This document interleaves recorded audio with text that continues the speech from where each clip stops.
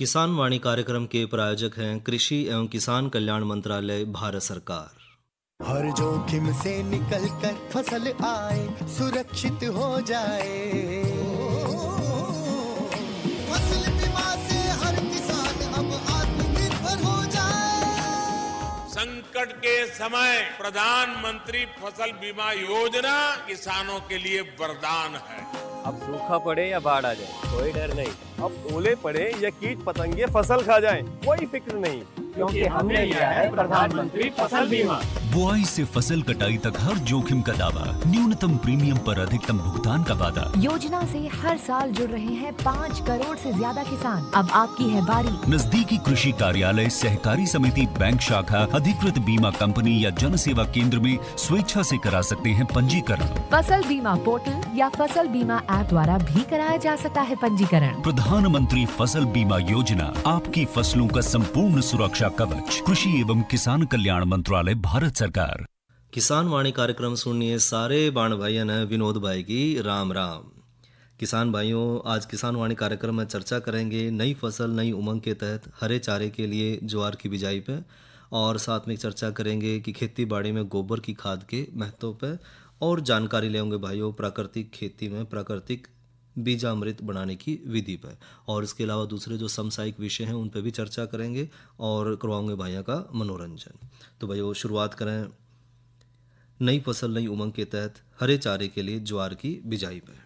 किसान भाइयों, हम सब जाना है कि जो चारा फसल है उनमें ज्वार जो है वो गर्मी और खरीफ मौसम की एक महत्वपूर्ण फसल है, और हरे चारे के रूप में जो है किसान भाई ज्वार की जो फसल लेवा है उसमें अगर चारे के रूप में भी देखा तो ये पशुओं की पहली पसंद है। हरा और मीठा चारा तेजी तक बढ़ने की क्षमता रखे है, और अधिक जो है चारा उत्पादन का गुण भी जो है ज्वार को एक आदर्श चारा फसल बनावा है। और ज्वार का वायु पौधा जो है कठोर होने के कारण जो है प्रतिकूल परिस्थिति, जिस तरह की अधिक तापमान हो जाए या सूखे को सहन करने की भी इसकी ताकत ज़्यादा है। इसलिए भाइयों इसे हम जो है कम पानी या जो शुष्क क्षेत्र हैं उसमें भी इसको हरे चारे के रूप में हम ले सके हैं। और हरे चारे के अलावा इसने सूखा चारा जिस तरह कड़वी है, साइलेज और हे के रूप में भी पशु चारे के लिए रूप में इसमें हम प्रयोग कर सके हैं। और ज्वार के भाइयों हरे चारे में पौष्टिकता की बात करें तो प्रोटीन इसमें भाइयों 7 से 10%, फाइबर 30 से 32%, और लिग्निन इसमें भाइयों 6 से 7% तक पाया जावा है, जो अन्य चारों की अपेक्षा इसकी जो पाचन क्रिया है, स्वादिष्टता है, और पशु स्वास्थ्य खातर भी ये बहुत उपयोगी मानी जावा है। बात करें भाइयों ज्वार की उन्नत किस्मों की, तो बहु कटाई वाली जो किस्म है उसमें है मिट्टी सूडान घास 59-3, जिसका नाम SSG 59-3 के नाम से भी जाना है। यह हरियाणा के जितने भी सिंचित और मैदानी इलाके हैं, क्षेत्र हैं, उसके लिए सिफारिश की गई सबसे बढ़िया किस्म है, और यह मिट्टी और अच्छे गुणों वाली किस्म है। इससे लंबे समय तक भाइयों हरा चारा हमने मिलता रहा है, और विशेषकर जब दूसरे चारे की कमी पड़ जाए तो उस समय यह जो किस्म है वो मई से नवंबर तक 3 से 5 कटाई में भाइयों 300 क्विंटल प्रति एकड़ के हिसाब से हरे चारे की पैदावार हमने दे सका है। इसके अलावा भाइयों एक कटाई वाली जो किस्म है वो है हरियाणा ज्वार 541, या लंबी मिट्टी और हरे चारे और बीज उत्पादन खातर बढ़िया किस्म मानी जावा है, और इस किस्म की जो हाइड्रोसाइनाइड विषाक्तता है वो भी बहुत कम है, और अधिक प्रोटीन और अधिक पाचनशील जो इसमें गुण है उसके कारण ये बहुत अच्छी किस्म की ज्वार मानी जावा है, और इसकी रोगों तो लड़ने की भाई क्षमता है वो भी ज़्यादा है। और इसके हरे चारे की जो औसत पैदावार है वो किसान भाई 200 से 225 क्विंटल प्रति एकड़ के हिसाब से ले सके हैं, या पकने तक भाइयों हरी रवा है, और साथ ही 80 से 90 दिन में यानी कि फूल आने तक जो है हरे चारे के रूप में यह तैयार हो जाए। और इसके अलावा भाइयों हरियाणा ज्वार 513 ये भी एक उन्नत किस्म है, और यह किस्म भाइयों कड़वी के लिए बहुत उपयोगी मानी जावा है। इसके पत्ते चौड़े और लंबे हुए हैं, और यह लंबी बिना मिठास वाली किस्म है। इसकी हरे चारे की पैदावार 190 से 210 क्विंटल प्रति एकड़ किसान भाई ले सका है, और साथ ही भाइयों यह पकने तक हरी रव है, और पत्ते के जो इसके जो पत्ते हैं वो रोग और कीड़ों की प्रतिरोधी हैं। यह जो है 80 से 85 दिन में हरे चारे के लिए तैयार हो जाए। और इसके अलावा भाइयों हरियाणा चरी 308, यह भी भाइयों लंबी रसदार और पत्तेदार किस्म है। इसके हरे चारे की औसत पैदावार 215 क्विंटल प्रति एकड़ के हिसाब से है, और यह भाइयों 85 से 90 दिन के अंदर हरे चारे खातर तैयार हो जाए। हरियाणा चरी 260 यह किस्म भाइयों लंबी बिना मिठास वाली किस्म है, जिसमें सूखे चारे के लिए अधिक हम इसमें प्रयोग में लेकर आए हैं। और इसके भाइयों पत्ते लंबे और चौड़े हुए हैं, साथ ही यह पत्ता जो है रोग प्रतिरोधी किस्म है। इस किस्म की हरे चारे की औसत पैदावार 180 से लेकर 200 क्विंटल प्रति एकड़ के हिसाब से किसान भाई ले सके हैं, और यह 65 से 70 दिन में हरे चारे के लिए किस्म तैयार हो जाए। इसके अलावा भाइयों हरियाणा चरी 171 या मध्यम ऊंचाई वाली मिट्टी रसदार और चौड़े पत्ते वाली किस्म है, और यह भाइयों लाल पत्ती रोग रोधी किस्म है। इस किस्म में हरे चारे की औसत पैदावार किसान भाई 180 से लेकर 185 क्विंटल प्रति एकड़ के हिसाब से ले सके हैं। हरियाणा चरी 136 भाइयों यह किस्म लंबी मिट्टी रसदार और 2 कटाई देने में सक्षम है और देर तक पका है। इसके पत्ते अधिक लंबे और चौड़े हुए हैं जो पकने तक हरे रहे हैं, और हरे चारे की जो औसत पैदावार है वो किसान भाई 200 से 220 क्विंटल प्रति एकड़ के हिसाब से ले सके हैं। और यह 90 तो भाइयों 95 दिन में हरे चारे खातर तैयार हो जाए।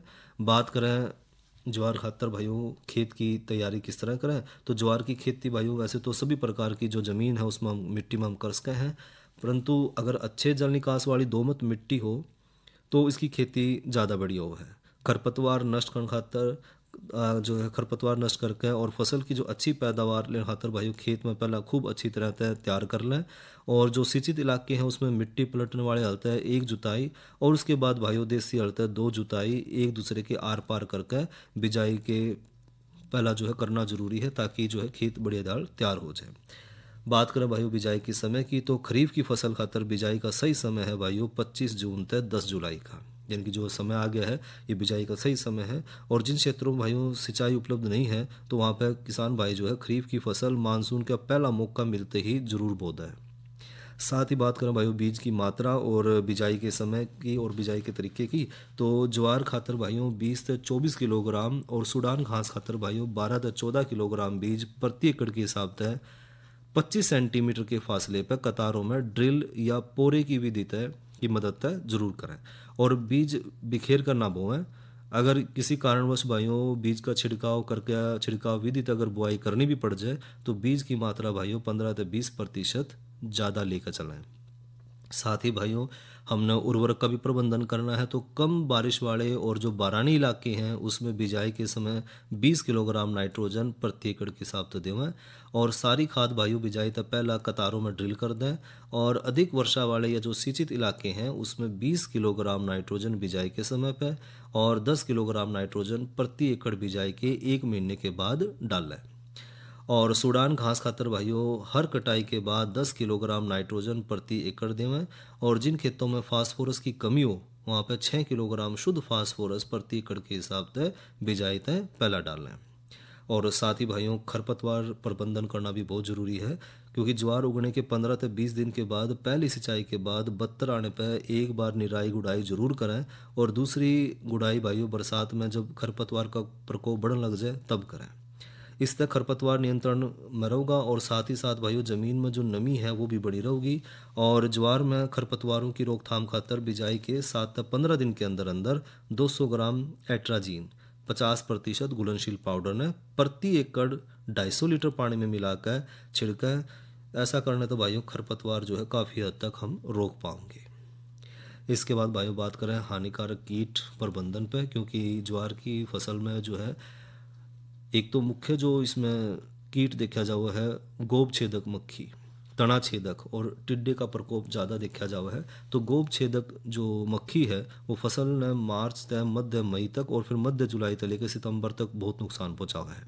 इसलिए भाइयों फसल को मध्य मई से लेकर जून तक बो दें, और बीज की जो 10% मात्रा है वो ज़्यादा उगावें, ताकि अगर कुछ पौधे खराब भी हो जाए तो जो है खेत में पर्याप्त मात्रा में हमने फसल मिल जाए। साथ ही भाइयों तना छेदक आक्रमण फसल उगने के 15 दिन बाद शुरू हो जाए तो छोटी फसल में पौधों की गोब सूख जाए, जिससे बड़े पौधों में इसकी सूंडियाँ तने में सुराख बनाकर फसल की जो पैदावार और गुणवत्ता है उसने काफ़ी हद तक कम कर दिया है।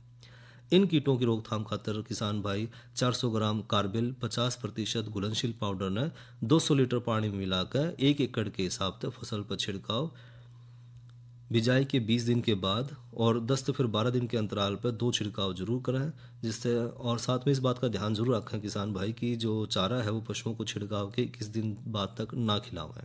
तो कम से कम 21 दिन का परहेज रखना है कि जो पशु है उससे हमने चारा नहीं खिलाना है।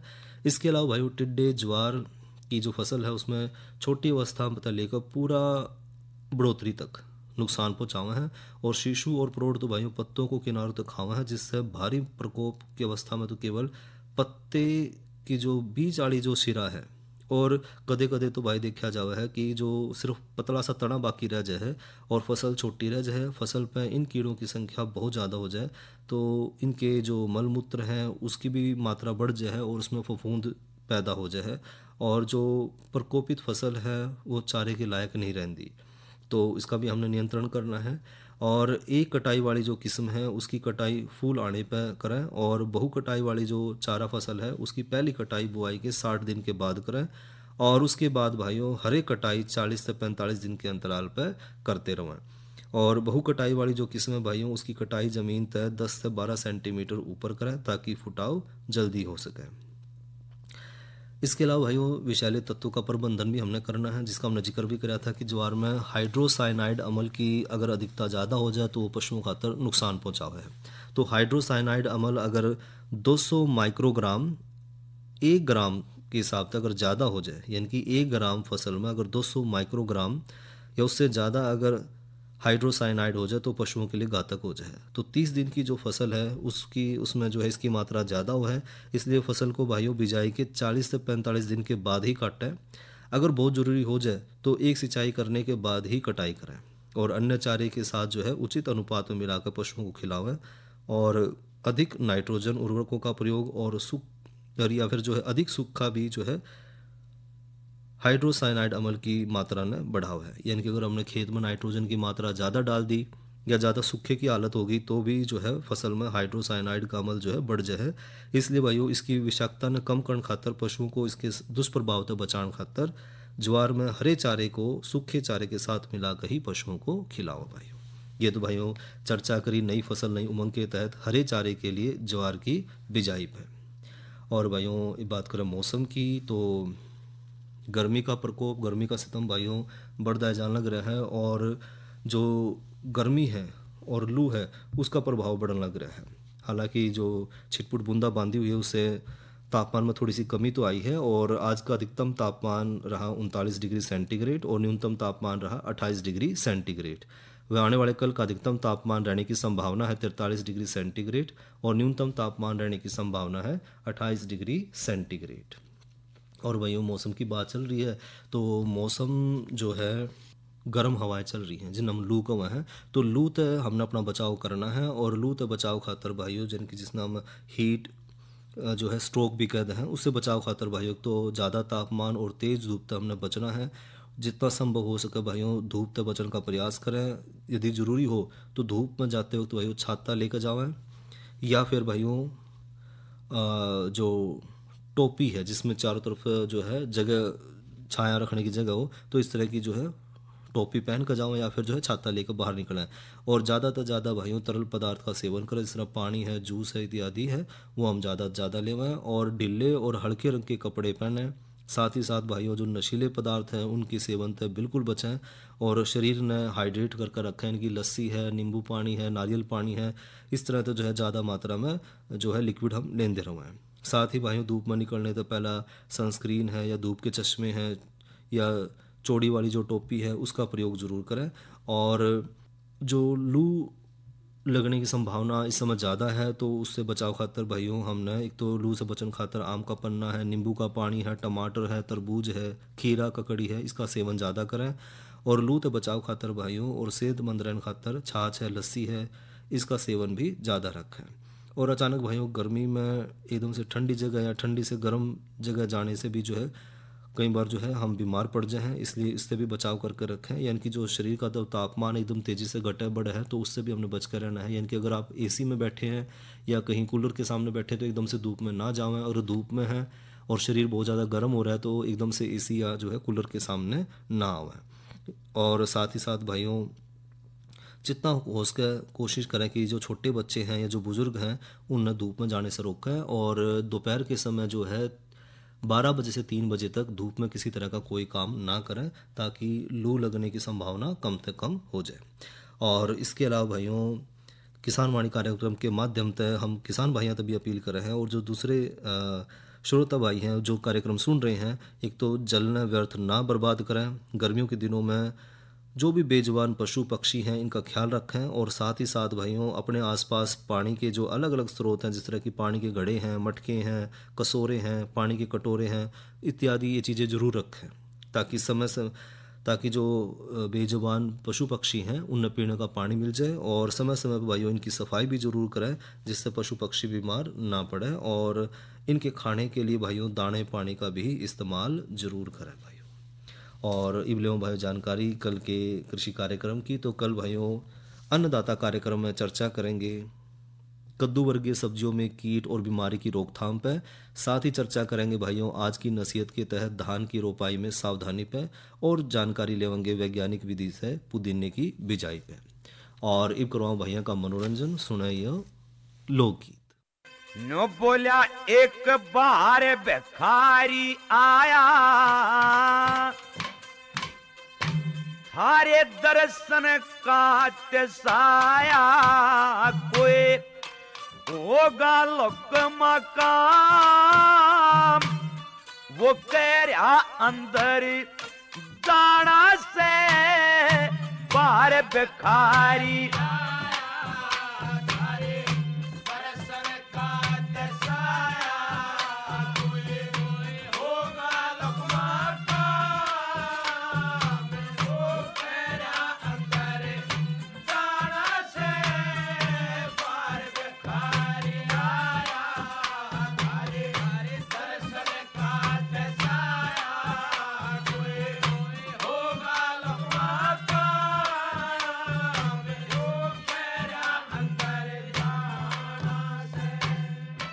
बाहर खड़ा कह रहा कृष्ण कृष्ण,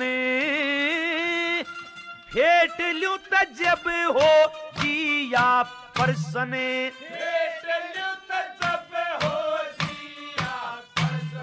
थारे दर्शन करना चाहता, तुम 3 लोक के दाता, वो कह रहा सच्चा दाम, तेरा यार भी पुराना से भिखारी आया, थारे दर्शन का दसाया, कोई होगा लम्बा काम, मेरा अंदर जाना से बार भिखारी आया, थारे दर्शन का दसाया,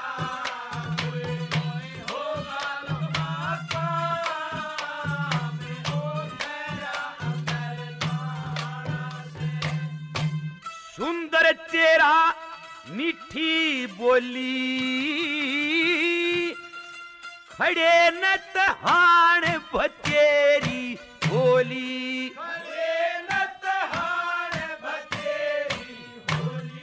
बोली सकल बहुत सर मार्या, माथे पे तिलक चढ़ाया, मन दिख सुंदर श्याम, उका ब्राह्मण के साथ बाड़ा से भिखारी आया, थारे दर्शन का दसाया, कोई होगा लम्बा काम, वो मेरा अंदर जाना से बार भिखारी आया, थारे दर्शन का दसाया, कोई होगा लम्बा काम, वो मेरा अंदर जाना से। बाट में चलता चलता हारा, वो प्रभु जी गुण गावे से थारा,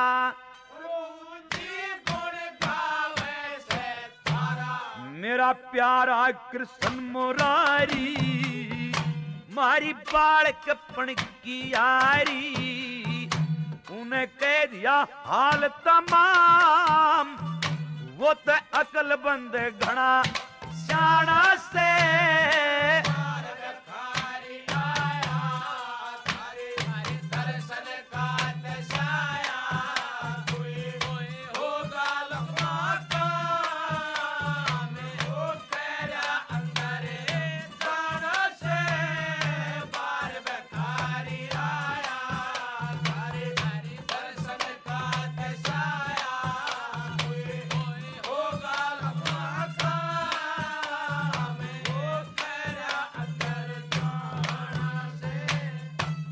जगन्नाथ रटो भवानी मात, सिर पे सतगुरु जी का हाथ, सिर पे सतगुरु जी का हाथ। को बात रात दिन कर जा, फिर आप सबके जर जा, तेरा सब हो जागा नाम। यो तो सदा उम्र का काना से बाहर भिखारी आया, थारे दर्शन का दशाया। कोई होगा लकमा का, मेरा अंदर जाना से बाहर भिखारी आया, थारे दर्शन का दशाया।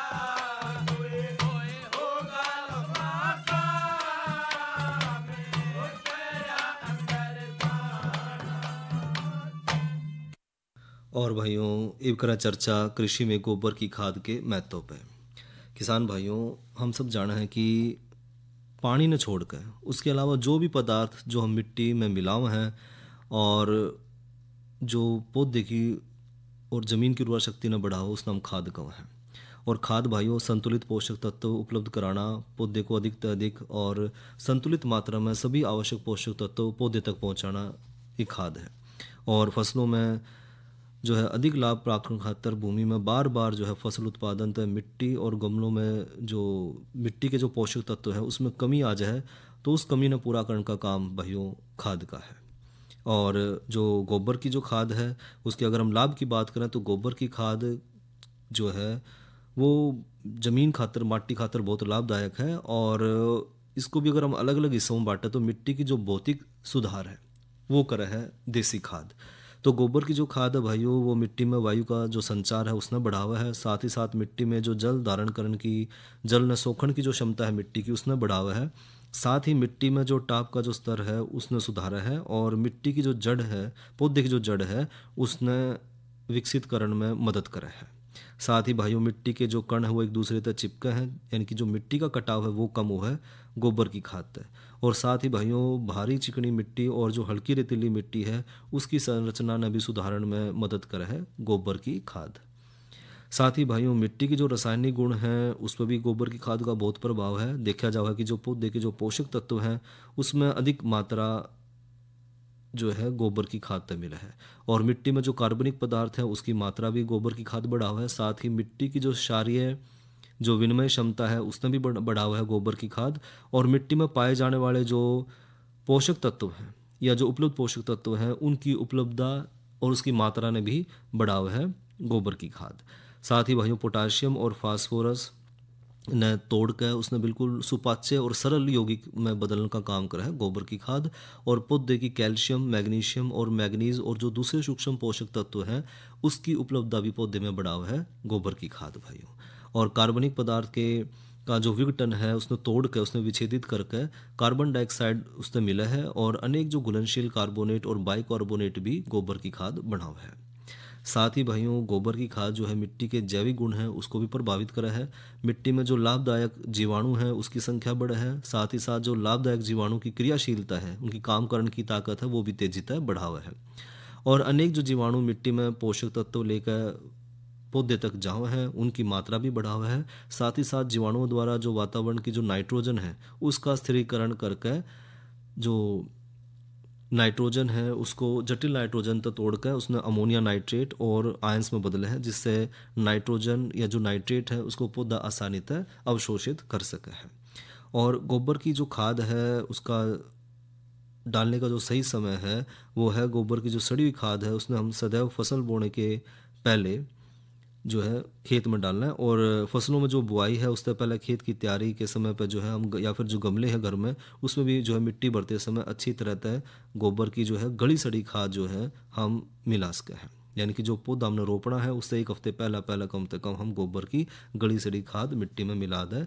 और जो भारी चिकनी मिट्टी में है उसमें ताज़ा गोबर की खाद बुआई तय काफ़ी समय पहले ही प्रयोग कर लें तो अच्छा रहेगा। और साथ ही साथ भाइयों जो गोबर की खाद की जो मात्रा है वो हम ले सकें 20 से 25 टन प्रति हेक्टेयर के हिसाब से हम गोबर की खाद ले सकें हैं।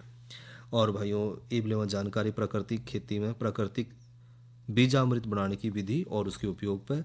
तो किसान भाइयों बीजामृत ये एक बहुत अच्छा जीवाणुनाशक है। इसके प्रयोग से बीज और जो पौधशाला उसमें लगने वाली जो बीमारी है उसमें हम काफ़ी हद तक नियंत्रण पास कर हैं। तो बनाने की विधि की बात करें तो इसमें जो जरूरी सामान है वो है हमने लेना है इसमें 4 लीटर पानी, 1 किलोग्राम देसी गाय का गोबर और 1 लीटर देसी गाय का मूत्र, साथ में 10 ग्राम चूना और 5 ग्राम हल्दी पाउडर, 100 ग्राम हमने गुड़ लेना है। और ज़मीन की जो किनारे की किसी खेत के किनारे की जो मिट्टी है वो 1 मुट्ठी मिट्टी लेनी है। और 15 लीटर के आकार का हमने एक लेना है ड्राम। और गाय का जो 1 किलोग्राम गोबर उसने सूती कपड़े में बांध कर और 4 लीटर पानी लेकर उसमें 12 घंटे तक उसमें डुबो कर रखें। और 50 मिलीलीटर पानी में 10 ग्राम चूना रात भर भिगो कर रखें। और अगली सुबह भाइयों कपड़े में बंधे हुए गाय के गोबर ने पानी में 3-4 बार अच्छी तरह से डाल कर निचोड़ लें। और फिर इस पानी में भाइयों खेत की जो मेड़ है उसकी 1 मुट्ठी मिट्टी लेकर उसमें अच्छी तरह से मिला दें। और जो घोल तैयार होगा उसमें फिर भाइयों 1 लीटर गाय का मूत्र, 5 ग्राम हल्दी पाउडर, 100 ग्राम गुड़ और जो चूने का पानी हमने बनाया था 50 मिलीलीटर वो भी इसमें अच्छी तरह से मिला दें। और ये जो घोल तैयार होगा इस नाम को है बीजामृत। भाइयों किसान भाइयों खेती बाड़ी संबंधित कोई भी समस्या हो तो किसान कॉल सेंटर पर कॉल करके किसान भाई अपनी समस्या का समाधान ले सकते हैं। और किसान कॉल सेंटर का नंबर है 1551। अरे अरे अरे क्या कर रहा है? इधर इधर इधर हम बोल रहे हैं तेरे बीजू का। पुतला बोल रहा है? हाँ, पक्षियों से तो हम खेत को बचा लेते हैं पर इन घातक रसायनों से कैसे बचाएं? मतलब? देख बेटा, तू जो ये अंधाधुंध रसायन मिलाता है ना, मिट्टी की सेहत बिगड़ने लगी है। और जब माटी ही कमजोर पड़ जाएगी तो उपज कैसे सेहतमंद होगी? अरे पहले ऐसा नहीं था।